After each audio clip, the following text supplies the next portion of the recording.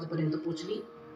तसं पाहिलं तर आपलं गाव आदर्श आहे, आपलं गाव आदर्श आहे। बाकीच्या गोष्टींमध्ये मला माहिती नाही, पण मला असं वाटतं पंचक्रोशीतल्या सगळ्या गावांनी ह्या गावाचा एकच आदर्श घ्यावा। कोणता तो तुम्हाला सांगतो, ऐका। आपल्या पंचक्रोशीमध्ये दर सोमवारी भजन आणि शुद्ध एकादशीला भजन फक्त किकवारी गावात होतं। एवढा एक आदर्श पंचक्रोशीतल्या गावांनी एक एक वार वाटून घेतला पाहिजे, पण नाही करत लोक। सांगून फायदा नाही, एवढा एक खरंच आदर्श घेण्यासारखा आहे। आणि याचं सगळं श्रेय जे जातं ना ते तरुण बांधवांना जातं। किकवारी मधले तरुण भजनी मंडळात आहेत, हा त्यांचा मोठेपणा आहे।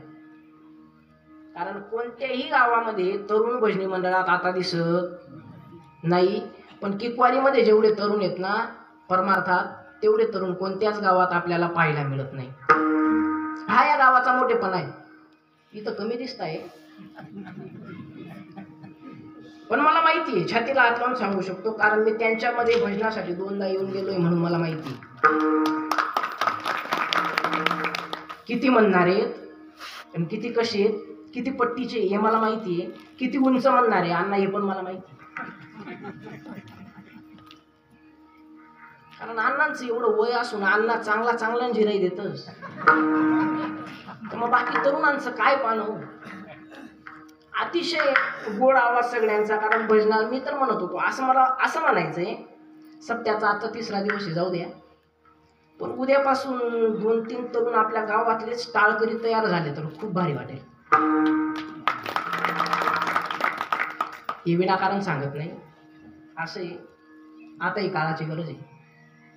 प्रत्येक गावात तरुण टाळकरी झालेच पाहिजे।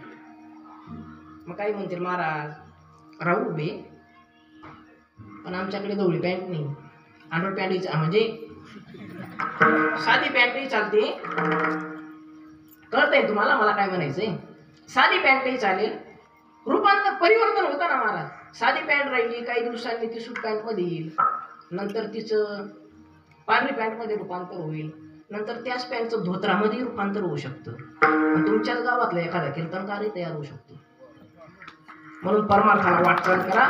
तरुणांना एकदा विनंती आहे की सगळ्यांनी नानांचं काल्याचं कीर्तन आहे, काल्याच्या कीर्तनाच्या दिवशी ज्यांच्या गळ्यामध्ये माळ नसेल त्याने तुळशीची माळ गळ्यामध्ये धारण करा, ही विनंती। बळजबरी, कारण ज्याच्या अंगी बळ नसतं त्याने बळजबरी करायची नसते, पण माझ्याकडे काही बळ नाही, मी बळजबरी करत, फक्त विनंती करतो तुम्हाला, ज्याला मान्य करायची त्याने करा, पण गळ्यामध्ये तुळशी माळ धारण करा। काय होईल तुळशी माळ धारण केल्यामुळे? मी अभंगामध्ये चिंतन मांडणारे आपलं 2रं चरणच आहे, तुळशी माळ गळा गोपीचंदन टिळा। तुळशी माळ धारण केल्यामुळे काय होतं ते मी चिंतनामध्ये सांगेल, आता सांगून दिलं म्हणजे तेव्हा मला काही राहणार नाही, म्हणून आता सांगत नाही, चिंतनामध्ये सांगेल। सगळ्या तरुणांना मनापासून धन्यवाद देतो। ग्रामस्थात